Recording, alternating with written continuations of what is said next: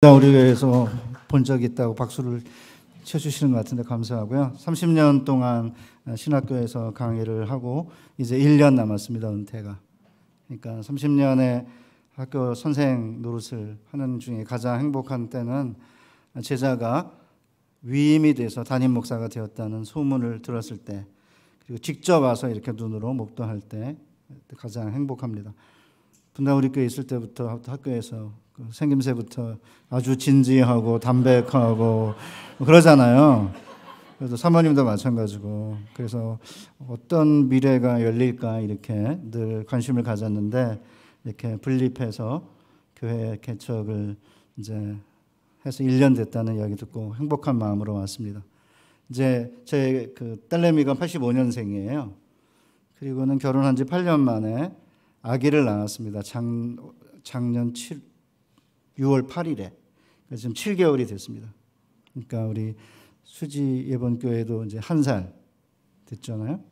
근데 그 아이가 누워만 있다가 갑자기 이렇게 뒤집더니 뒤집을 때 막 박수치고 난리가 났습니다. 그러더니 이제 옹알이를 하고, 그리고는 이제 기더니 이제는 혼자 이렇게 일어서서 앉지는 못하고, 아직 배로 이렇게 한쪽으로만 기고 무릎으로 못 기니까 일어서지는 못하니까 앉지는 못하는데, 이렇게 앉혀놓으면 10분 정도는 안 쓰러지고 앉아있더라고요. 그러니까 우리 수지 예번교회도 이제 1살 됐으니까 쓰러지지 않고 버틸 수 있는 이제 충분한 시간이 된 것 같아요. 이제 새로 신생교회니까 가장 행복이, 제가 엉덩이가 무거운 사람인데 저는 용인 살고 학교 근처 양지, 딸내미는 서초동에 살아요. 제가 그 아이를 보려고 매주 갑니다. 걔를 안 보면 스트레스가 생깁니다. 너무 예뻐서, 생명이 이렇게 약동하는 모습이, 그 딸이 낳은 딸이니까 너무 예쁜 거예요. 그래서 그 아이를 못 보면 이제 하루가 우울한. 그래서 우리 선배들이 새로운 세상이 열린다, 손녀가 나오면. 그런데 제가 설교 시간에, 강의 시간에 매번 손녀 이야기를 해요. 나도 모르게. 생명의 소중함, 생명의 놀라움, 기이함, 이거를 우리 수지 예번교회가 분당 우리 교회 있을 때에는 이미 잘 짜여져 있는 그 시스템 안에서 이렇게 누릴 수 있는 그런 교회였다면, 이제 수지 예번교회는 새로운 생명을 잉태하고 또 낳고 키우고 자라게 하고, 또 이 지역의 손주와 함께 예배할 수 있는 멋진 4대가 함께 나와 예배하는 멋진 공동체 만들어 가시기를 주님의 이름으로 축복합니다. 장난감이 없던 시절에 저희 60대가 하던 게임 가운데 땅 따먹기 게임이라는 게 있습니다. 넓은 이런 땅바닥에 각자 자기 집을 이렇게 정해놓고, 요 정도 이렇게 정해놓고, 돌멩이를 가지고 이렇게 3번 튕겨서 3번 만에 집 안으로 무사히 들어오면, 들어온 그 돌멩이가 그린 궤적 안의 땅을 내 것으로 하는 그런 땅 따먹기 게임인데, 사실은 어떤 애들은 그냥 욕심이 커가지고 엄청 처음에 멀리 보내가지고 3번 만에 못 들어오면 땅을 차지하지 못하는 거고, 전 소심한 척에 속했던 것 같아요. 들어올 만큼 이렇게 해가지고 이제 땅을 넓히는 스타일인데, 무모하게 하는 애들이 어떤 때는 이기더라고요. 제가 너댓 번 해서 땅보다 한 번에 이만큼 따니까. 사실 오늘날 우리의 자녀들이 노는 인터넷 게임이나 핸드폰 게임의 음향, 그 다음에 그 시각적인 그런 효과를 생각해 보면 웃기지도 않는 놀이지만, 제 머릿속에 깊이 각인된 이유는 인생은 땅 따먹기 게임과 같기 때문입니다. 우리가 다 알다시피 대학 입시, 취업, 결혼, 사업, 자녀 교육, 땅 따먹기가 아닌 게임이 어디 있습니까? 이런 인생의 땅 따먹기 경쟁에서 과연 그리스도인들이 어떻게 해야 땅을 차지할 수 있을까? 우리 주님은 마태복음 5장 5절에서 온유한 자는 복이 있나니 저들이 땅을 기업으로 얻을 것이라고 했습니다. 사랑하는 수지 예번교회 성도 여러분, 온유한 자가 땅을 기업으로 얻는다는 말이 어떻게 다가오십니까? 솔직히 잘 이해가 안 되거든요. 왜냐하면 온유라는 단어는 한글 사전에 의하면 마음이나 태도가 온화하고 부드러움이거든요. 그러니까 온유한 자는 땅을 차지하기는커녕 있던 땅도 잃어버릴 것 같지 않습니까? 예를 들어 대학 입시 취업만 하더라도 온유해 가지고는 성공 못할 것 같아요. 대학 입시 볼까요? 학벌, 그다음 학점, 그다음에 토익, 인턴십, 봉사활동, 자격증, 성형 이렇게 하면은 이게 7종 세트인데 취업 7종 세트인데 한동안 중소기업, 중견기업, 큰 대기업에서 인사 담당자들이 이 7종 세트 중요하다라고 7종 세트를 준비를 했는데 갑자기 이제 생각이 바뀌어가지고 인성이 중요하다. 그래 인성이 중요하다고 미리부터 얘기해야지. 그동안 얘기 안 하다가 갑자기 7종 세트 준비했는데 이제 인성이 중요하다고 그러잖아요. 그런데 인성을 어떻게 알죠? 아니 한두 시간 면접하면 압니까? 저는 제 안의 인성을 잘 모르겠어요. 제 아내도 제 인성을 잘 모르겠다고 그러거든요. 인간의 깊이는 한이 없어서 40년을 같이 살았는데 아직도 잘 모르겠어요. 어떤 때는. 게다가 이제 누군가가 교환학생 갔다 왔다. 공모전에 수상했다. 방송 출연했다. 그 다음에 출판했다. 이렇게 하면 스펙이 한없이 늘어났는데 과연 여기에 온유가 들어갈 틈이 있을까요? 그런 느낌 들지 않습니까? 제 제자 중에 서울대를 나와서 저희 학교 교수를 하면서 대학촌교회라고 서울대 앞에 있는 교회를 한 5년 정도 목회한 친구가 있습니다. 서울대 애들 얼마나 공부를 잘해요. 서울대 애들도 취업하려고 스펙 쌓느라고 난리나 이러거든요. 그런 상황에서 온유한 자가 땅을 교보로 받는다는 말은 잘 이해가 되지 않아요. 집을 사는 것만 해도 그렇습니다. 집 한 채 얻으려면 돈을 모아 종잣돈을 만들고 그 다음에 부동산 투자도 하고 주식도 하고 비트코인 같은 것도 좀 해보고 이렇게 해야 겨우 이제 땅을 집 한 채를 얻을 수 있을 것 같은데 과연 온유만으로 과연 집을 얻을 수 있을까? 그런 의문이 생기죠. 그러다 보니까 그리스도인들도 예수님의 약속을 믿고 기다리면서 하나님이 기업으로 주시는 땅을 얻기보다는 믿지 않는 사람과 동일하게 전쟁터에서 낙오되지 않으려고 어디로 가는지 모르는 채 무작정 앞으로 달려가고 있습니다. 왜 이렇게 그럼 땅 따먹기 전쟁에 치열하게 뛰어드느냐? 인생은 너무나 냉혹하기 때문에 한번 땅 따먹기 경쟁에서 뒤처지면 영원히 땅을 차지하지 못할 수 있다는 어떤 우려에서 그런 거 아니에요? 예나 지금이나 상황은 동일해요. 이스라엘 백성들이 가나안 땅을 정복하러 들어갈 때 그 땅은 무주공산이 아니었습니다. 열정탐꾼들이 돌아와서 보고하는 내용을 보면 이렇습니다. 당신이 우리를 보낸 땅에 간즉 과연 그 땅에 젖과 꿀이 흐르는데 이것은 그 땅의 과일입니다. 긴 막대기에 포도송이를 이렇게 들고 와서 보여주는 그림 많이 보셨죠? 그러나 그 땅 거주민은 강하고 성읍은 견고하고 심이 클 뿐 아니라 거기서 우리가 안악자손을 보았다. 우리가 두루 다니며 정탐한 땅은 그 거주민을 삼키는 땅이요. 제 설교의 제목이 약속의 땅인가 자녀를 삼키는 땅인가잖아요. 그런데 열정탐꾼이 젖과 꿀이 흐르는 땅은 맞는데 거주민을 삼키는 땅이라는 거죠. 거기서 우리가 본 백성들은 신장이 장대하고 우리가 보기에 메뚜기 같았는데 스스로 그들이 보기에도 우리가 메뚜기 같았을 거다. 그러지 않습니까? 그러니까 이스라엘이 차지해야 하는 가나안 땅은 철병거를 몰고 문과 빗장과 성벽으로 요새화된 장대한 거민들이 있는 곳이었습니다. 그러니까 사실은 지금도 똑같죠.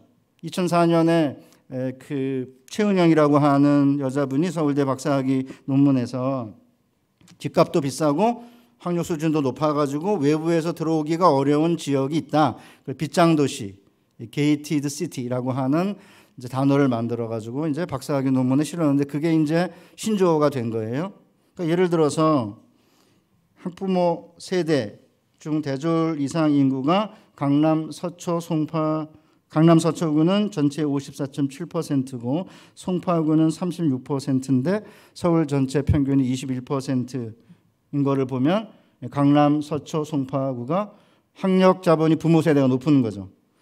고학력 인구가 가장 적은 구가 동대문구인데 10%니까 동대문구보다 5배나 많은 학력이 높은 분들이 이제 강남, 서초, 송파에 사는 거예요.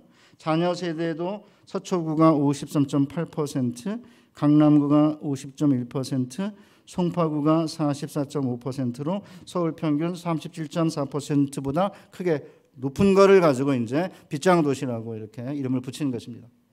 저희 동서 형님이 그 대치동에 지금 살고 있습니다. 쌍용 아파트에 살고 있습니다. 뭐 그 집에 여러 번 가긴 했는데 그 대치동 거리를 걸어본 적은 없었어요. 근데 불과 한 4, 5년 전에 처음으로 대치동 근처에서 식사를 하고 한번 걷자 그래서 동서 형님이 그 대치동 거리를 걸었습니다. 정말 그 대치동 전체 거리 양쪽에 수많은 빌딩에 거의 대부분이 학원인 거예요. 저희 딸내미가 분당에 분당고등학교를 다녔는데 밤 10시에 학원에 강의가 생겼다는 거예요. 대치동 강사가 온다 이거예요. 그 대치동 강사가 온다 대치동 강사의 강의를 10시에 듣고 그리고 이제 버스를 타고 오면 12시 반에 내려요. 저희 집 앞에. 제가 내 순회동에 그 다세대 주택이 몰려있는 그 약간 산 쪽에 있었거든요. 보통 이제 아내가 데리러 가는데 아내가 피곤하다고 저보러 이제 데리러 오려고 갔어요. 12시 반인데 애들이 버스에서 우르르 내리는 거예요. 이렇게. 미쳤구나. 이게 도대체 뭐냐 이랬어요. 그래서 딸내미한테 이게 뭐냐 도대체 이 짓을 해야 되냐 그러니까 아빠 다른 애들 다 하는데 해야지. 현실이 이렇습니다. 그러니까 사실은 고학력의 부모 세대가 부유한 부모 세대가 자녀에게 고학력과 부를 계승하기 위해 요새를 쌓는 거죠. 그러니까 소수의 엘리트 집단이 모여 사니까 그러니까 이제 강남 서쪽 송파구가 게이티드 시티 빗장 도시인데 그게 이제 목동으로 갔어요. 목동은 강남보다 더하다고 그래요. 이 분당 그래서 제가 살던 분당 그다음에 일산 그다음에 중랑구 이러더니 아마 수지도 이제 뭐 이미 들어갔을 거 뻔하고요. 동백, 동탄. 동백의 그 제 제자가 이제 국문학과를 나와가지고 이제 논술 뭐 대상도 받고 그런 친구인데 목사 부인입니다. 그러니까 이제 교회를 개척하면서 필요해가지고 이제 그 대치동에서 강사를 좀 하고 대치동 강사라는 이제 그 타이틀을 가지고는 동백에서 이제 한 2년인가 이렇게 논술을 아이들 가르쳤습니다. 저한테 목사님. 초등학교 6학년이면 영어랑 수학은 고3 거까지 띱니다. 지금은 어디 가 있냐면 상암동에 가 있습니다. 교회를 개척을 했습니다. 그리고 이제 영어 논술, 그러니까 영어 아이들 논술을 가르칩니다. 그래서 No Kids Zone이 아니라 Yes Kids Zone이라고 이름을 붙였습니다. 교회 앞에. 교회라는 팻말을 안 붙이고 Yes Kids Zone, No Kids Zone이 아니고 키즈 좋다. 그런데 예스가 예수랑 비슷하니까 그래서 예스 키즈존이라고 붙이고 이제 교회를 개척을 했는데 이제 사모가 이제 논술을 가르치는 거예요. 근데 상암동에 영아부 아이들이 첫 번째 떼어야 되는 게 영어 유치원이고 그 다음이 영어 그냥 논술이래. 논술. 무슨 직업을 하든지 간에 글쓰기가 필요하다 이래가지고. 그러니까 저는 이제 딸이 85년생, 둘째 아들이 87년생, 셋째가 95년생인데 셋을 전부 다 중고등학교랑 대학을 한국에서 보냈습니다. 한국 사회가 이 요새들로 가득 찬 가난과 다를 바가 없다는 사실을 온몸으로 절감했어요. 95년생 막내가 둘째랑 이제 8년 차이니까 얘가 이제 늦게 태어나가지고 이제 반장을 하면은 제 아내가 가면은 학부모에서 나이가 한 8살 많은 맏언니인 거예요. 그러니까 주로 이제 뭐 이렇게 학부모 회장 하다가 이제 중학교 때에는 신설중학교, 샛별중학교라는 중학교에 제 막내가 가는 바람에 거기서 이제 전교 회장을 했어요. 저랑 달라요. 제 아내랑 제 막내는 직을 좋아하는 것 같아요. 그래서 아내가 운영위원장을 했고 성남 전체 중학교 운영위원장을 했습니다. 저는 그런 거 별로 안 좋아하거든요. 근데 왜 아주 좋아하는 건 아닌데 맡겨주면 아주 잘합니다. 근데 갑자기 이제 중학교 3학년 때 막내가 이제 고등학교 준비를 하고 있는데 그 같이 만나는 운영위원들이나 학부모들을 만나면 학원 과외 정도는 아무것도 아니고 봉사활동, 방송 출연, 논문 게재, 도서 출판을 한다는 거예요. 중학교 애들이. 저는 그때 상상을 못하고 미쳤냐 내가 이랬습니다. 그런데 10여 년 지나고 나니까 그 장관들 청문회에 똑같이 나와요. 그러니까 지금은 상류층 사회가 얼마나 그 자녀에게 부모의 고학력과 부를 전수하기 위해 애를 쓰고 있는지를 보고 있는 건데, 그러니까 이제 이런 빗장도시 한반도 한복판에서 철병거로 무장한 거인 가나안인들과 살다 보니까 적지 않은 그리스도인들이 성벽 쌓고 문과 빗장 해달고 그 다음에 철병거 무는 법 배우면서 자녀 교육에 올인하면 땅을 차지할 수 있을 것이라고 생각하고 열심히 달리고 있습니다. 이렇게 자녀 교육에 올인하면서 달려온 결과 지난 50년 동안 한반도에 무슨 일이 생겼습니까? 어디에 도착했습니까? 피플 인사이드라고 하는 백지연 씨가 사회를 보던 프로그램이 있었는데 지금은 이제 없어졌는데, 거기에 영화감독 장진이 나와서 자기가 써놓았던 메모를 소개한 적이 있었습니다. 도착해보니 지옥이었다. 사랑하는 수지 예본교회 성도 여러분, 열심히 노력해가지고 빗장도시 안에 들어왔고 자녀 교육에 올인해서 자녀가 원하는 명문대학과 명문직장을 들어갔지만 그 사이에 자녀들은 하나님이 누구인지 모르게 되고 교회를 떠나는 일들이 비일비재하고 있습니다. 교회보다는 세상이 너무 좋은 거죠. 옥수동에 아파트가 엄청나게 많이 들어서던 한 10여 년 전에 거기에 있는 교회를 갔습니다. 거기 30대 직장인들이 교회 많이 오는데 평균 직장이 뭐냐면 대기업 대리. 그런데 목사님이 저한테 그러는 거예요. 헌금을 안 합니다. 저는 제일 그 가슴이 아프고 두려운 게 뭐냐면, 제가 이제 베이비 부모 세대인데, 베이비 부모, 제가 57년생입니다. 제 베이비 부모가 세대가 이제 은퇴를 하면서 좀 있으면 이제 세상을 떠나고 그러면서 어마어마한 부가 자녀들에게 넘겨갈 거예요. 근데 이 자녀들이 그 부를 가지고 하나님을 위해, 교회를 위해 섬기지 않으면 그 돈은 하나님 나라의 돈이 아니라 세상 나라의 돈이 되잖아요. 전 그게 가장 무서운데, 자녀들이 교회를 다니지 않거나 교회를 다니면서도 헌금하지 않는 세태가 되면서 교회는 심각한 어려움을 겪고 있습니다. 자, 그렇다면 도대체 어떻게 이런 일이 생겼을까? 예를 들면 주일 성수를 예를 들어 보겠습니다. 학원을 가기 위해 주일 성수를 하지 않는 거, 이건 예사일입니다. 주일에는 공부하지 않아도 원하는 대학을 갔다 하는 1960년대와 70년대의 이야기는 전설 따라 삼천리가 되었습니다. 제가 재수를 했거든요. 제가 휘문고등학교를 다니다가 이제 안 돼가지고 종로학원을 다녔습니다. 그때 집이 어디냐면 신월동입니다. 신월동은 철거민촌입니다. 철거민들을 집단으로 수용한 곳인데, 거기서 이제 종로학원이 뭐 광화문처 있잖아요. 가는 데만 1시간 반 2시간입니다. 그런데 재수하고 있는데 우리 목사님이 그 유초등부 총무를 하라 그래가지고 총무를 한 거예요. 재수하는 애한테. 그러면 어른 새벽기도, 어린이들 새벽기도 했었어요. 그때 77년도입니다. 어른 새벽기도, 어린이 새벽기도, 어린이 주일 예배, 어른 주일 예배, 어린이 저녁 예배, 주일 저녁 예배. 거기다가 노래도 못 하는데 머릿수 채우라 그래가지고 성가대 이렇게 하면은 밤 10시에 집에 옵니다. 그런데도 주일날 공부해야 된다는 생각은 아예 못했습니다. 안수 집사님 가운데 한 분이 그 택시 운전을 하셨는데 주일날 안 했습니다. 뭐 어떻게 먹고 삽니까? 이렇게 물어보면 전도사님 놀랍게도 토요일날 2배로 손님들이 탑니다. 이런 이야기들은 너무나 자연스러운 간증이었고, 그 때로는 목사님들이 뭐 버스도 타지 말아라, 뭐 밥도 사 먹지 말아라, 이제 말도 안 되는 것 같은 그런 이제 그 규칙 안에서 살았잖아요.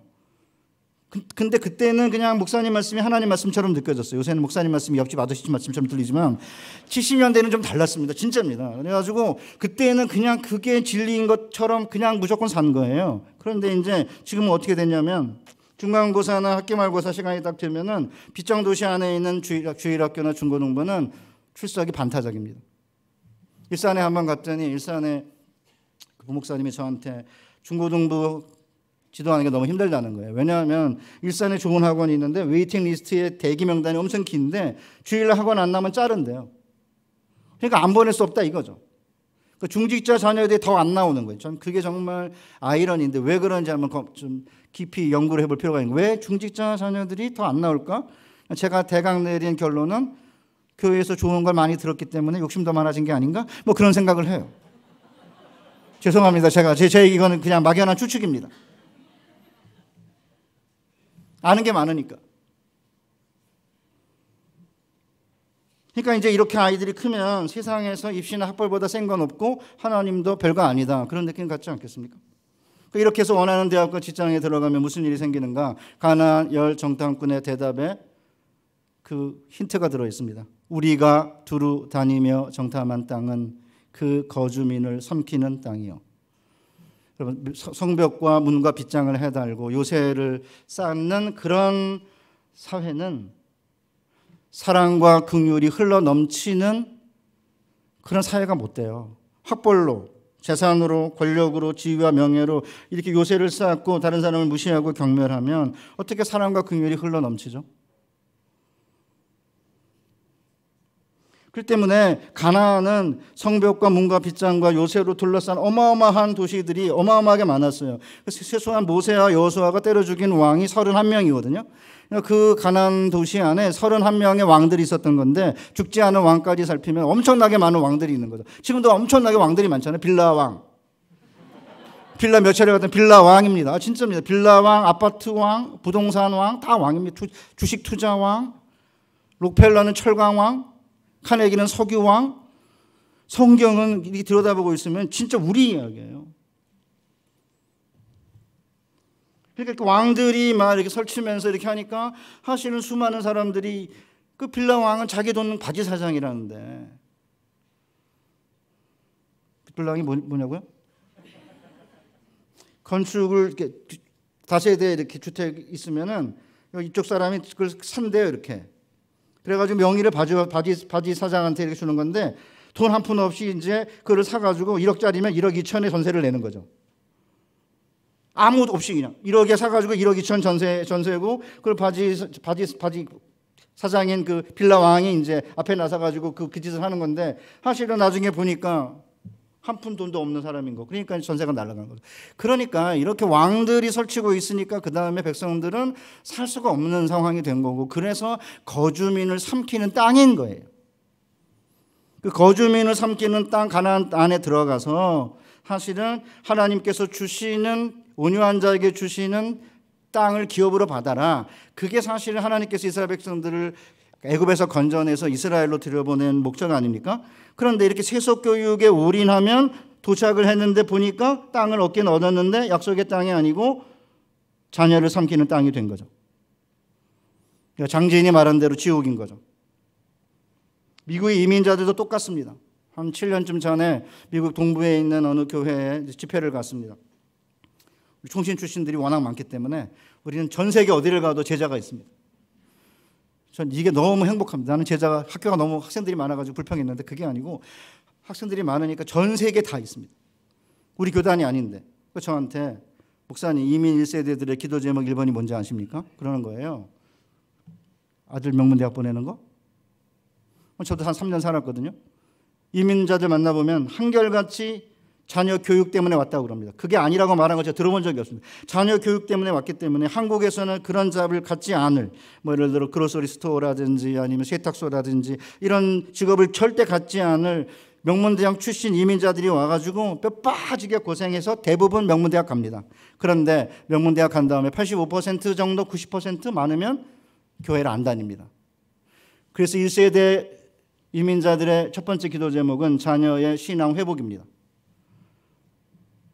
그러니까 사실은 이스라엘 이민자들이 뼈 빠지게 고생해가지고 약속의 땅, 아메리칸 드림의 땅에 도착해가지고 뼈 빠지게 고생했는데 자녀들이 끝내는 이제 교회를 다니지 않게 되니까 고생은 뼈 빠지게 하고 보람을 느끼지 못하는 삶이 된 거죠. 아무리 학벌의 차이가 나도 가치관과 인생관이 하나면 보람을 느끼고 행복한 거 아닙니까? 저의 어머님이 충청북도 음성 출신인데 시골에서 자라다 보니까 우리 외할아버지가 뭘 학교를 다니냐 이래가지고 35년생이세요. 초등학교 3학년 다니는 걸 못 다니게 초등학교 3학년 졸입니다. 저희 어머님이.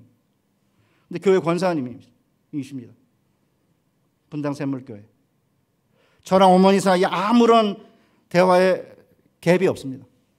저보다 훨씬 기도 많이 하고 저보다 교회 더 많이 사랑하고 목사님에 대한 그런 존경은 뭐 더 말할 것도 없고 담임 목사님 손 한번 잡아볼까 그래가지고 뭐 우리 목사님 손이 부드럽대는데 그래서 내가 그거 왜 그러냐고 도대체 그냥 그게 뭘 의미해요? 겉으로 보기엔 유치해 보이지만 저는 누구 손 잡으면서 부드럽다는 소리 안 해요. 저는 유명한 사람 손 안 잡습니다, 일부러. 지가 잘났으면 잘났지 내가 꼭 잡아줘야 돼 이래가지고 전 잘 안 잡아주거든요. 근데 저 어머님은 아주 순수하게 이제 교회에 대한 사랑이 있기 때문에 한 하나님을, 한 마음을 가지고 한 믿음으로, 한 소망으로 함께 섬기는 게 이게 행복인 건데, 뼈 빠지게 고생했어도 이런 일이 벌어져서 부모 세대로부터 자녀 세대로 동일한 가치관과 세계관과 인생관이 전달이 되면서 한 하나님을 영원토록 경외하게 된다면 이야말로 더 보람찬 일이 어디 있어요? 근데 그게 아니고 세속교육에 올인을 했는데, 그 명문대학에 들어가고 명문직장에 들어가서 땅을 차지한 줄 알았는데 나중에 보니까 그 땅은 자녀를 삼키는 땅, 죽은 자들의 땅인 거예요. 제가 이제 93년에 귀국을 했어요. 했더니 이제 그 서울대 방사선과 교수신 분이 장로님이신데, 박장로님이라는 분인데 저한테 서울대 의대 교수들 가운데 목사님, 장로님 뭐 딸, 권사님 아들들 많은데 교회 안 다니는 사람 상당수입니다. 그러시더라고요. 하나님의 백성은 이런 식으로 땅을 차지해서는 안 되죠. 왜냐하면 땅은 여호와의 소유고 여호와께서 그의 백성들에게 선물로 하사하거든요. 그렇기 때문에 주님께서 온유한 자가 복이 있나니 그들이 땅을 기업으로 받을 것이라고 한 거예요. 그 주님, 나는 마음이 온유하고 겸손하니 나의 멍에를 메고 내게 배우라. 그리하면 너희 마음이 쉼을 얻으리니 라고 하셨잖아요. 그러니까 마음이 온유한 주님을 따르면 우리 마음이 쉼을 얻고 더불어 땅도 소유하게 되는 거죠. 그럼 도대체 온유한 자가 땅을 기업으로 받는다는 말은 무슨 뜻인가? 이를 이해하려면 온유가 무엇인지를 이해를 해야 되는데, 여러분이 성경을 이렇게 읽으면 예수님께서 마태복음 5장 5절에서 온유한 자가 복이 있나니 그들이 땅을 기업으로 받을 것임이라는 말은 그냥 아무런 이전의 역사나 이전의 어떤 사례 없이 그냥 뜬금없이 그냥 이렇게 말씀하신 게 아니에요. 온유란 단어가 처음 나오는 얘가 누구냐면 민수기 12장의 모세거든요. 모세는 그 온유함이 지면에서 뛰어나더라 이렇게 되어 있습니다. 거기에 구스 여인을 아내로 얻었다는 이유로 누이 동생인 미리암이랑 형인 아론이 왜 너하고만 하나님 말씀하냐? 우리랑은 말씀 안 하느냐? 이러면서 이제 리더십의 시비를 건 거예요. 그때 모세가 아무 말도 안 하거든요. 그때 쓴 말이에요. 그의 온유함이 지면의 모든 사람보다 뛰어나다라고 했는데, 이제 보통은 온유가 마음과 태도가 부드럽고 온화하다 그러니까 모세가 한마디도 안 하거든요. 그런데 하나님이 들으셨어요. 그리고는 이제 미리암을 족쳐가지고 나병 들게 만든 다음에 이제 일주일 동안 바깥 진영에 쫓겨내잖아요. 그러니까 이제 보통은 이렇게 공격을 당하는데 말도 않고 가만히 있는 이것만을 가지고 자꾸 이제 마음과 태도가 부드럽고 온화하다 그러는데 그게 아니고요. 온유가 무슨 뜻이냐면 1차적인 의미는 뭐냐면 가난한 자, 약한 자, 핍박받는 자, 그 다음에 권고한 자 이런 뜻입니다. 그리고 이제 온유한 자라는 의미로도 쓰여요. 그러니까 이게 핍박받고 박해받고 약하고 이렇게 되면 말을 못하죠. 민수기 11장에 보면은 이스라엘 백성들이 이제 가나안 땅으로 가기 위해 애굽에서 나와가지고 광야 여행을 하는 도중에 고기를 달라 이러거든요. 그러니까 모세가 이제 죄송합니다 표현이 강해서 이제 빡친 거예요. 도대체 여러분 광야에서 물을 얻는 것도 힘든데 고기를 어디서 얻습니까? 그러니까 어디서 고기를 얻겠냐? 화가 나가지고 하나님께 난리를 치면서 내가 이 사람들을 배웠습니까? 내가 이 아이들을 낳았습니까? 나를 차라리 죽여서 이 고통을 면하게 해주세요 이러거든요. 그래서 이제 백성들도 이제 난리를 치고 있는데 미리암이 여자잖아요. 그러니까 구스 여인이 저는 십보라라고 생각하는데 어쨌든 새로운 여인이 이제 등장해가지고 모세의 아내가 되면서 끝내는 그 리더십이 그쪽으로 넘어가는 것처럼 보였는지 미리암이 자기 오빠 아론을 부추겨가지고 이제 도전을 한 거예요. 성경에 보면은 미리암과 아론이라고 되어 있어요. 순서가 미리암이 먼저고 아론이 나중인데 하나님이 나중에 혼내실 때에는 미리암만 혼내시거든요. 그래서 이제 학자들이 볼 때는 미리암이 부추겨가지고 오빠를 꼬드겨가지고 이제 공격한 걸 그렇게 이해를 합니다. 어쨌든 그러니까 이제 이스라엘 백성들은 고기 달라고 난리고 형이랑 누나는 왜 너만 리더냐 이렇게 이제 도전하니까 이제 할 말이 없는 거죠. 완전히 이제 고통을 당하는 거죠. 그래서 일본 학자들은 이 온유한 자라고 번역된 히브리어 아나브라고 하는 단어를 가장 비참한 자 이렇게 번역하기도 해요. 그래서 모세는 그 비참함이 땅의 모든 사람들보다 컸다 이렇게 번역하고 있습니다. 그러니까 예수님께서 이제 뭘 이야기하고 있냐면 시편 37편에 보면 2부니까 시간을 좀 더 쓸게요. 시편 37편에 뭐라고 되어 있냐면 악을 행하는 자들 때문에 불평하지 말아라 이렇게 이제 이야기를 한 다음에 악을 행하는 자들은 끊어질 것이지만 여호와를 소망하는 자는 땅을 차지하리로다. 이게 37편 9절이에요. 잠시 후에는 악인이 없어지리니 내가 그것을 자세히 살필지라도 없으리로다. 그러나 온유한 자들은 땅을 차지하며 풍성한 화평으로 즐거워하리로다. 악인이 의인치기를 꾀하고 그를 향하여 그의 일을 가누다. 이렇게 돼 있어요. 그러니까 사실은 예수님께서는 모세가 이렇게 온유한 자요, 하나님만 의지하고 하나님만 바라보고 하나님만 소망하는 자잖아요. 그래서 하나님께서는 모세를 통해서 가나안 땅까지 이스라엘 백성을 인도해 드린 거고, 그 다음에 시편 30편 다윗의 이야기거든요. 다윗이 이새의 8번째 아들로 태어나가지고 어떻게 그가 왕이 되고 그가 어떻게 이스라엘 백성들을 블레셋을 제압한 다음에 애굽 시내에서부터 유라덴까지 이르는 거대한 약속의 땅을 다스리는 왕이 되었을까? 다윗은 오직 여호와만 바라고 소망하고 의지한 자거든요. 그러니까 예수님께서는 모세와 다윗의 시편과 다윗의 역사를 염두에 두고 이스라엘 제자들에게 이렇게 말하는 거죠. 온유한 자들은 복이 있다. 왜냐하면 그들이 땅을 기업으로 받을 것임이라고 말한 거기 때문에, 사실 제가 오늘 여러분에게 말씀드리려고 하는 이 내용은 역사적인 선례나 아니면 경험이 없는 이야기가 아닌 거예요. 근데 많은 분들이 예수님의 이야기를 읽으면 구약과 아무 상관없이 그냥 위에서 그냥 하늘에서 직접 받아가지고 하신 말씀으로 생각하는, 그렇지 않고요. 예수님이 하신 대부분의 모든 말씀은 구약에서 다 가져온 거거든요. 그러니까 사실은 온유하다는 말은 오직 여호와만 바라고 여호와만 의지하고 여호와만 소망하는 자예요. 왜요? 이 세상을 의지할 수가 없어서. 그러니까 하나님이 땅을 선물로 주시겠다고 하는 자들은 이런 온유한 자들을 의미하는 거예요. 자, 그러면 온유한 자가 어떤 모습인지 오늘 요단강을 마른 땅으로 건너는 장면을 한번 보겠습니다. 여호수아 3장 2절 3절에 보면 이렇게 되어 있습니다. 사흘 후에 관리들이 진중으로 두루다니며 백성에게 명령하여 이르되 너희는 레위 사람 제사장들이 너희 하나님 여호와의 언약궤 매는 것을 보거든 너희가 있는 곳을 떠나 그 뒤를 따르라. 이렇게 되어 있잖아요. 그러니까 땅을 얻으려면 우리가 생각하기에는 철병거를 만들고 철병거 모는 법을 배우고 성벽을 쌓고 그다음에 문 해달고 빗장을 치고 그다음에 망루를 세우고 그런 일을 해야 될 것 같지 않습니까? 이스라엘 백성이 가나안 땅에 들어가는 장면을 보면 여호와의 제사장들이 여호와의 궤를 맨 것을 보고 제사장들이 요단강으로 들어가면 그 안으로 들어가라는 거예요. 이렇게 여리고 정복도 마찬가지입니다.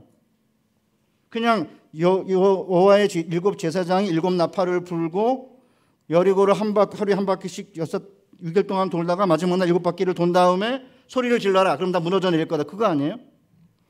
이 말도 되지 않는 이런 전서 따라 삼천리 같은 데에서나 나올 것 같은 뭐 이런 이야기인데, 그 이야기가 뭐냐면 여러분 보세요. 언약궤 안에 뭐가 들어있냐면 십계명이 들어있어요. 그러면 십계명이 들어있는 언약궤를 따라 이스라엘 백성이 가나안 땅으로 들어가는 것이 여호와께서 이스라엘 백성들에게 땅을 주시는 이유인데, 그 언약궤 안에 십계가 들어있다고 그러지 않습니까? 십계명의 1계명 무슨 뜻이죠? 하나님이 우리에게 이 약속의 땅을 선물로 주신다면 첫 번째 계명을 지켜 평생도록 오직 하나님 한 분만 섬길 것입니다. 하나님께서 땅을 선물로 우리에게 주신다고 한다면 위로 하늘에 있는 것이나 아래로 땅에 있는 것이나 땅 아래 물속에 있는 어떤 곳의 형상도 만들지 않겠습니다.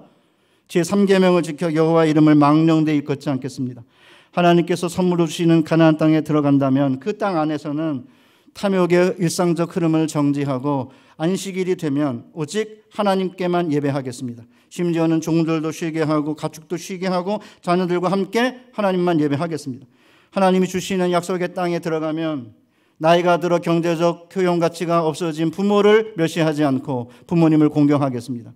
하나님이 주시는 땅, 약속의 땅에 들어가면 6계명을 지켜서 살인하지 않을 것이고 7계명을 지켜 간음하지 않을 것이며 8계명을 지켜 도둑질하지 않고 9계명을 지켜 거짓말하지 않을 것이며 10번째 계명을 지켜 탐욕하지 않겠습니다. 하나님이 주시는 땅에 들어가게 되면 형제들에게 돈을 꾸어주되 이자를 받지 않겠습니다. 하나님께서 주시는 약속의 땅에 들어가 살게 될 때에는 형제가 빚을 갚지 못해 빚노예가 되어 종이 되었을 때에는 7년이 되면 다 갚지 못해도 자유롭게 하겠습니다. 하나님께서 주시는 땅에 들어가면 49년 지나 희년이 되면 원래 땅 소유주에게 땅을 돌려드리겠습니다. 이렇게 고백하면서 땅을 주신다면 그렇게 살겠다고 여호와의 법궤를 맨 제사장 뒤를 따라 약속의 땅한 요단강으로 들어서는 것이거든요. 그러니까 이런 비전을 가지고 여호와의 언약궤를 따라가는 백성이야말로 온유한 백성 아니에요? 그러니까 온유는 성경에서는 온유하거나 착한 성품은 2차적, 3차적 의미이고 1차적 의미는 뭐냐면 하나님만 의지하는 겸손을 의미해요. 그러니까 오직 여호와의 궤를 앞세우고 강물로 들어가는 백성들이야말로 하나님을 의지하는 겸손한 백성들 아닙니까? 철병거 만들고 밤낮 철병거 모는 법을 배우고 성벽 쌓고 문과 빗장 만들어 요새를 쌓는 가나안 거민들이 볼 때에는 가소롭기 그지없죠. 그런데 놀라운 것은 여호와께서는 이 온유한 백성들을 위해 이스라엘 백성들 앞에 나아가시며 가나안 거민들을 쫓아내시고 약속의 땅을 기업으로 주시지 않았습니까? 그러니까 뭐라고 되어 있습니까? 너희들이 짓지 아니한 집에 너희들이 파지 아니한 샘물을 너희들이 심지 않은 포도원의 과실을 너희들이 채우지 않는 집안의 물건을 사용하게 하실 것이다.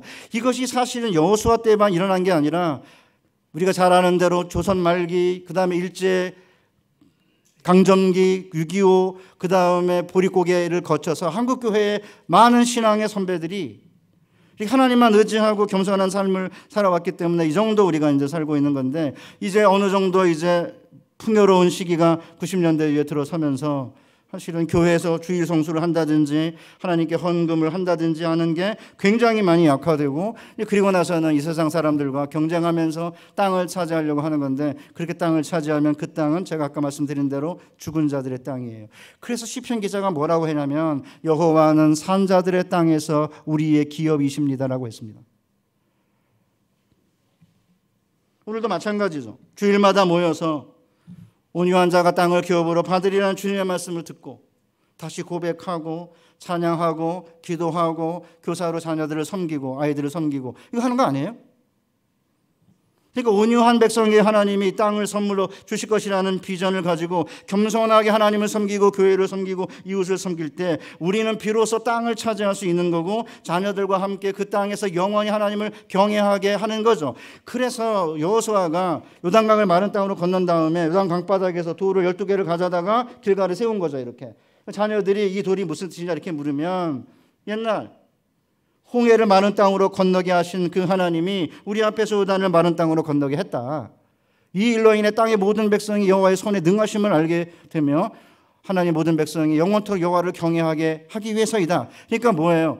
요단강을 마른 땅으로 건넌 경험, 체험이 있어야 된다는 얘기죠. 근데 이게 쉬운 일이 아닙니다. 요단강을 마른 땅으로 건넌다는 게 왜 쉬운 일이 아니냐면 요단을 마른 땅으로 건넌다는 것은 여호수아 3장 9절 이하에 보면 이렇게 되어 있어요. 여호수아가 이스라엘 자손에게 이르되 이리 와서 너희 하나님 여호와의 말씀을 들으라 하고 또 말하되 살아계신 하나님이 너희 가운데 계시사 가나안 족속을 너희 앞에서 반드시 쫓아내실 줄을 이것으로써 너희가 알리라. 보라 온 땅의 주의 언약궤가 너희 앞서 요단을 건너가나니. 그러니까 요단강을 마른 땅으로 건넌다는 것은 사람들이 볼 때 저들이 섬기는 하나님은 살아계신 하나님인데 그들 가운데 살아계신 하나님이 계시고 그 하나님이 온 땅의 주인으로서 이스라엘 백성 앞서 건너가서 땅 주인이 땅을 누구에게 주든지 그건 땅의 주인의 마음 아닙니까?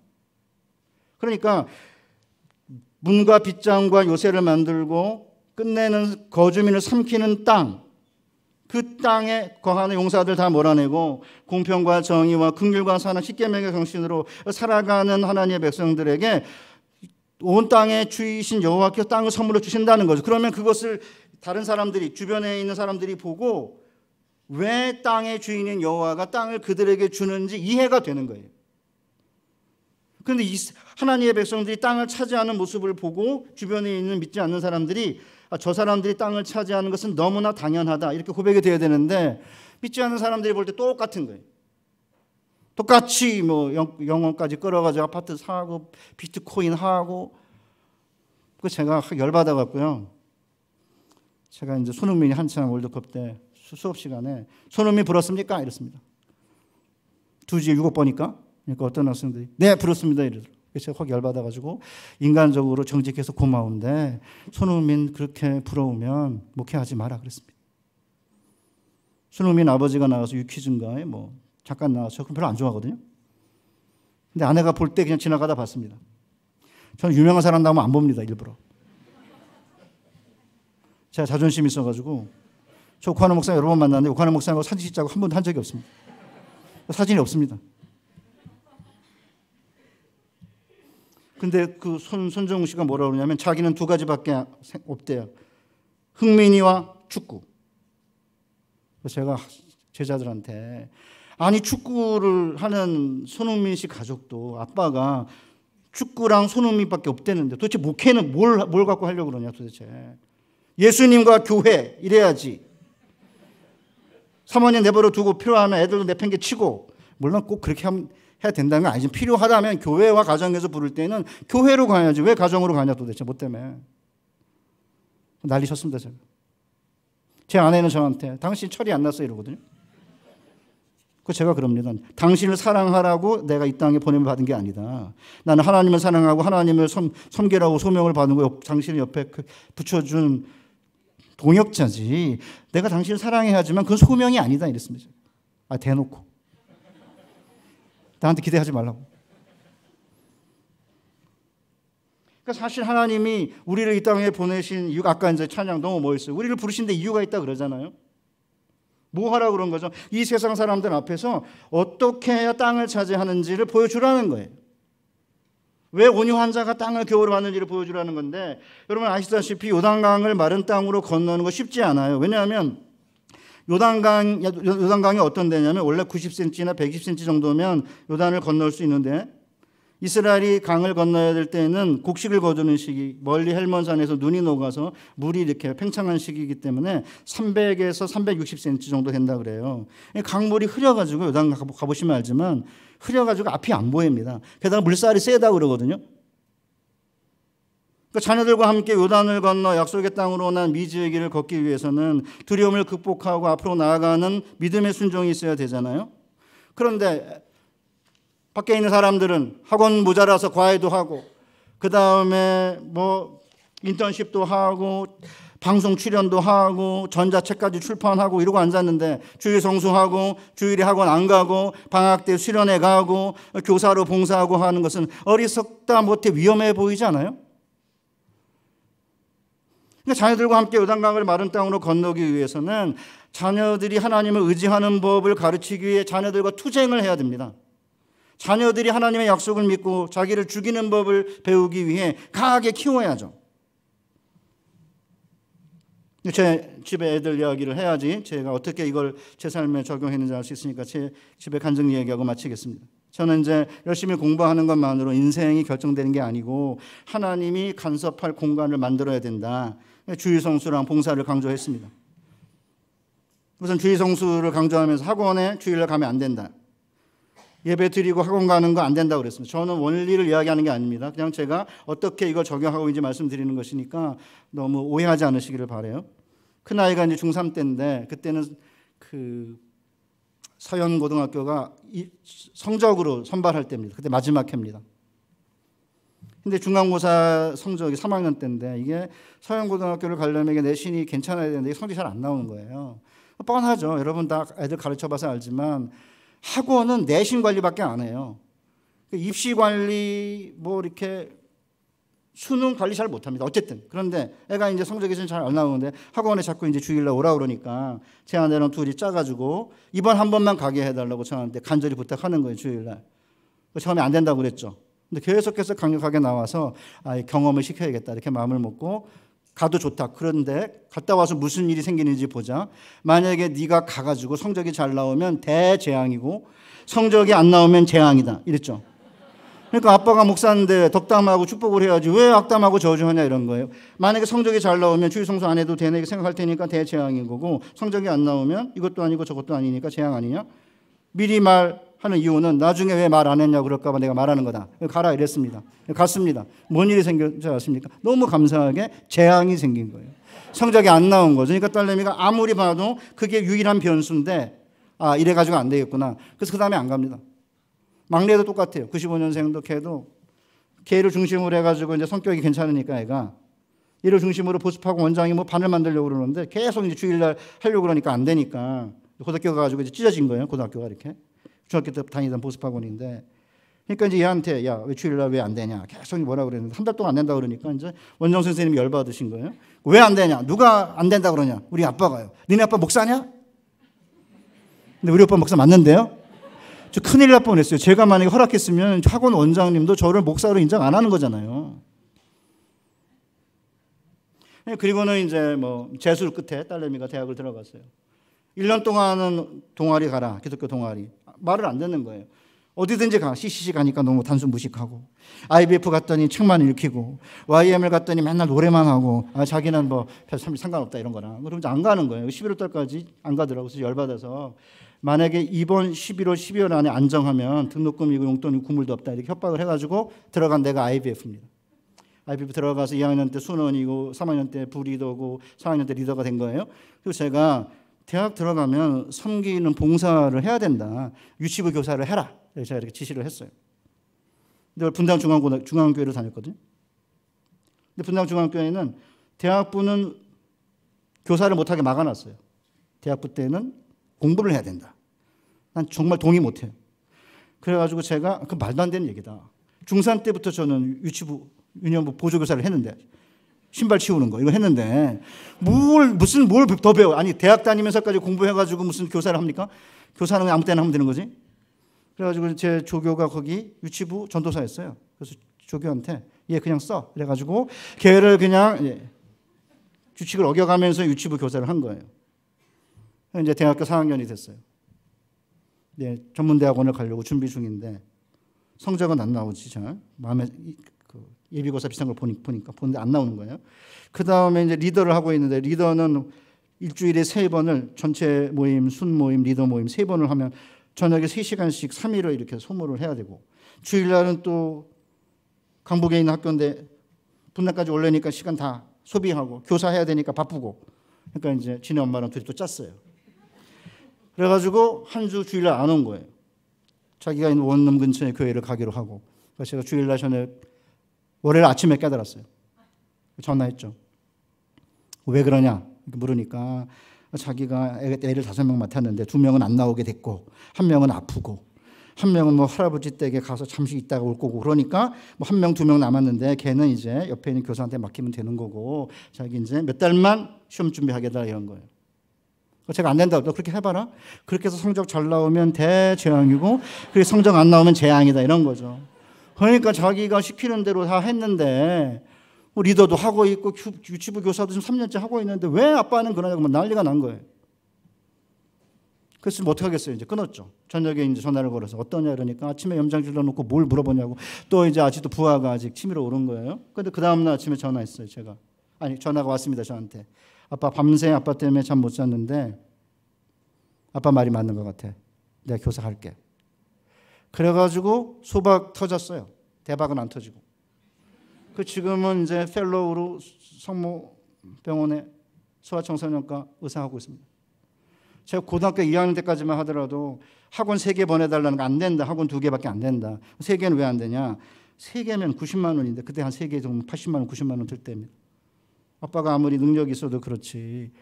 공단의 여공원의 봉급이 90만 원인데 어떻게 너 하나의 사교육에다 90만 원을 쓰니? 그리고 하나님이 간섭할 공간을 만들어 놔야지. 내가 다 하면 하나님 언제 어떻게 간섭하냐?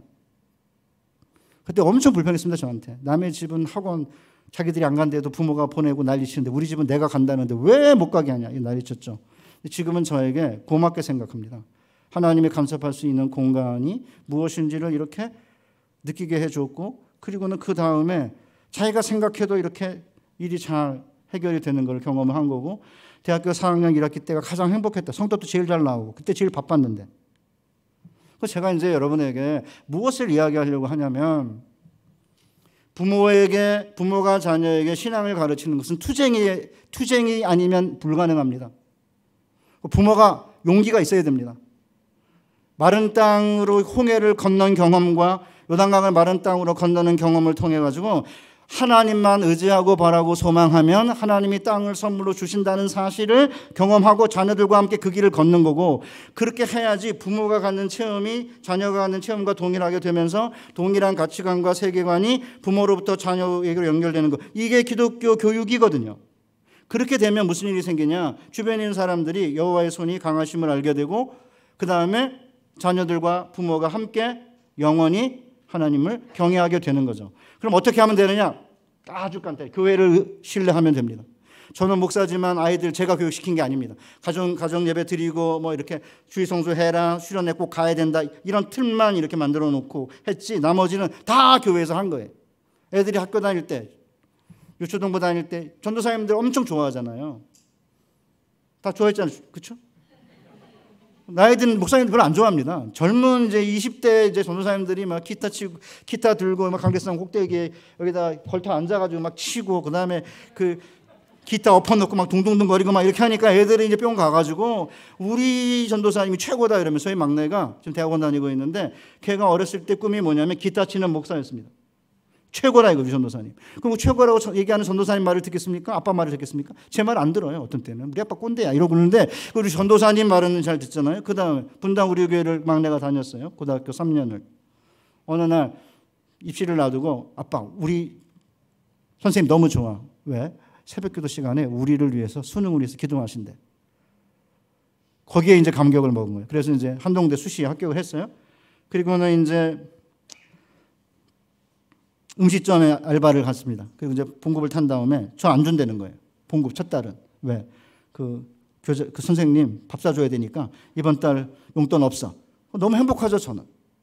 저 이제 딸내미는 첫 번째 월급을 타가지고 IBF에다 다 드려야 되기 때문에 자기가 나 용돈 못 준다 이러더라고요. 반은 본부에 주고 반은 지부에 준 거예요. 이유가 뭔지 아십니까?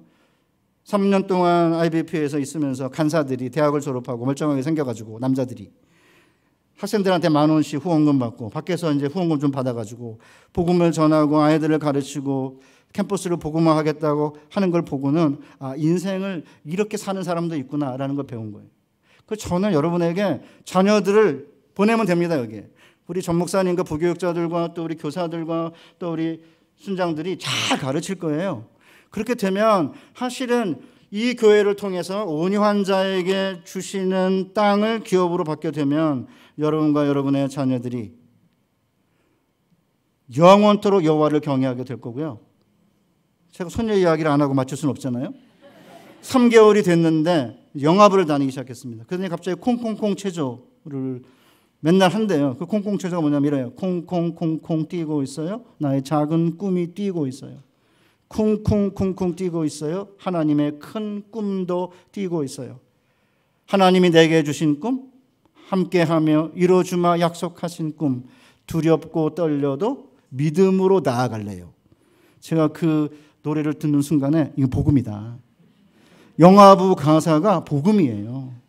어른들 설교보다 어떤 때는 훨씬 더 강력해요. 그러니까 세 달밖에 안 된 애가 매주 부모와 함께 영화부에 가서 자기 꿈이 꾸고 있고 꿈이 뛰고 있고 하나님의 큰 꿈이 뛰고 있다 이렇게 생각하면, 저는 저와 제 딸과 사위와 아들과 저희 손녀가 3대예요. 4대는 아니에요. 딸내미가 너무 늦게 났어요. 8년 만에 낳는 바람에 걔가 20살이 되면 제가 85세입니다. 걔가 30세가 되면 95세인데 결혼하고 애 낳는 거 못 볼 것 같아. 제가 네가 일찍 낳았으니 내가 4대를 보고 죽는데 너 때문에 지금 내가 3대밖에 못 본다고 지금 뭐라고 잔소리를 했는데, 제가 왜 이 시간에 이야기를 하죠? 하나님의 백성들이 하나님만 바라보고 하나님만 의지하고 하나님만 소망할 때 하나님께서 요단강을 마른 땅으로 건너는 기적을 통해 하나님은 지금도 살아계시고 우리 가운데 계시며, 그분이 온 땅의 주인으로서 우리에게 산자들의 땅에서 기업이 되시는 하나님께서 우리에게 땅을 선물로 주실 것이다. 이런 비전을 가지고 이 수지예본교회를 건강하고 생명력 넘치고 하나님의 축복이 넘치는 아름다운 교회 만들어 가시기를 주님의 이름으로 축복합니다.